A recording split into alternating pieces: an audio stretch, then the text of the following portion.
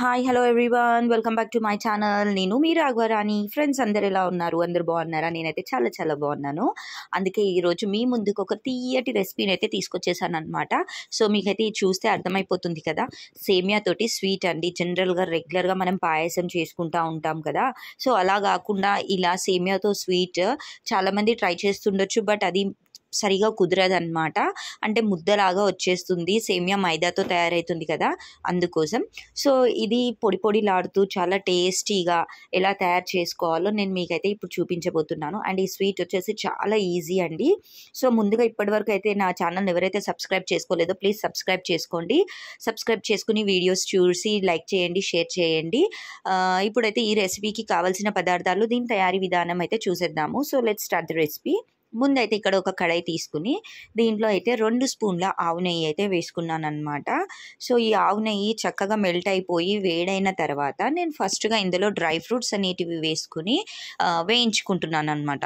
So ఇక్కడ first నేను బాదం, ఇంకా కాజు, మెలన్ సీడ్స్ తీసుకున్నాను. నెక్స్ట్ పిస్తా కూడా తీసుకుంటున్నాను, అలానే కిస్మిస్లు కూడా తీసుకుంటున్నాను అనమాట. సో ఇక్కడ నేను పిస్తా అయితే తీసుకున్నాను. ఇవన్నిటిని కూడా వేయించుకుని ఫైనల్గా నేను కిస్మిస్లు అయితే వేస్తాను, ఎందుకంటే అవి ఉత్తిగానే మాడిపోతాయి కాబట్టి. సో అవి ఇవన్నీ తీసే కన్నా ముందు వేసుకుని వేయించుకుంటాను అనమాట. సో ఈ విధంగా ఇవి మీడియం ఫ్లేమ్లో పెట్టుకుని రంగు మారేంత వరకు ఫ్రై చేసుకుని, రంగు మారేటప్పుడు కిస్మిస్లు వేసుకుని మీడియం ఫ్లేమ్లో పెట్టుకుని దీన్ని ఫ్రై చేసుకోవాలి. ఒక్కసారి కిస్మిస్లు అనేటివి చక్కగా వేగినప్పుడు ఇవన్నీ తీసుకుని మనం పక్కన పెట్టేసుకోవాలన్నమాట. చూస్తున్నారు కదా కిస్మిస్ ఎట్లా ఉబ్బుతున్నాయో. సో అలా వేగంగానే మనం తీసి పక్కన పెట్టేసుకోవాలి. ఈ మిగిలిన నేతిలో నెక్స్ట్ ఇప్పుడు మనము సేమియా అనేది యాడ్ చేసుకోవాలన్నమాట. సో ఇక్కడ నేను వచ్చేసి 250 గ్రామ్స్ వరకు సేమియా తీసుకుంటున్నానండి. సో ఇది రోస్టెడ్ సేమియా కాదు, నార్మల్ సేమియా. సో మీరు ఇక్కడ రోస్టెడ్ సేమియా తీసుకున్నా కూడా దీన్ని మరొకసారి నేతిలో వేయించుకుంటే కనుక మంచి టేస్ట్ అయితే ఉంటుంది.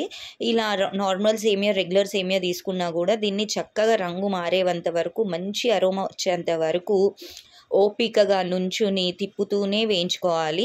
సుమారుగా నాకైతే 5 నుండి 10 నిమిషాలు పట్టిందండి మీడియం ఫ్లేమ్లో పెట్టి ఇలా వేయించుకోవడానికి. సో ఇప్పుడు నేను ఇక్కడ ఇవి చక్కగా వేగిన తర్వాత హాఫ్ గ్లాస్ వేడి నీళ్ళు తీసుకుని ముందు కొన్ని వాటర్ అయితే పోసుకున్నానండి, ఇది మాడిపోకుండా. తర్వాత మరొక పావు గ్లాస్ నీళ్ళు ఇందులో పోసుకున్నాను, అంతే. ఇప్పుడు సిమ్లో పెట్టేసి దీన్ని అయితే మనం కుక్ చేసుకోవాలి. నేను వీడియోలో చూపిస్తున్న మాదిరిగా దగ్గరగా చేసుకుని కుక్ చేసుకోవాలన్నమాట. ఇప్పుడు నేను ఇక్కడ ఇలాచీల పొడి తీసుకున్నానండి, మంచి ఫ్లేవర్ అయితే ఉంటుంది.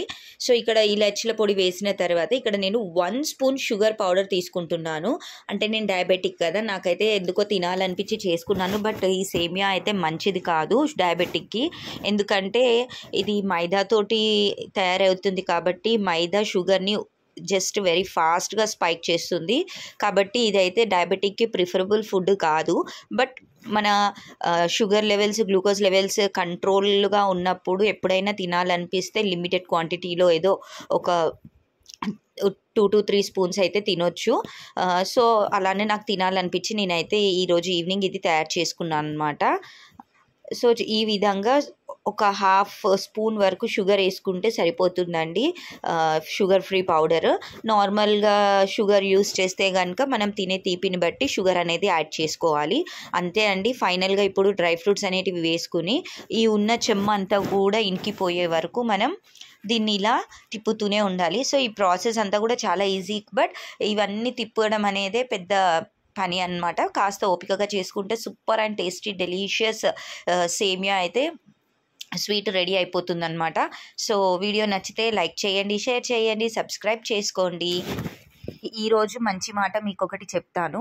మనం జీవితంలో ఏదైనా సాధించాలి అనుకున్నప్పుడు శ్రమించే స్వభావం, అలానే విమర్శలను భరించే సహనం ఉండాలి. అప్పుడే మనం జీవితంలో ఉన్నత స్థాయికి ఎదగగలుగుతాం అనమాట. సో ఇది ఈరోజు వీడియో నచ్చితే లైక్ చేయండి, షేర్ చేయండి, సబ్స్క్రైబ్ చేసుకోవడం మర్చిపోకండి. Thanks for watching, bye.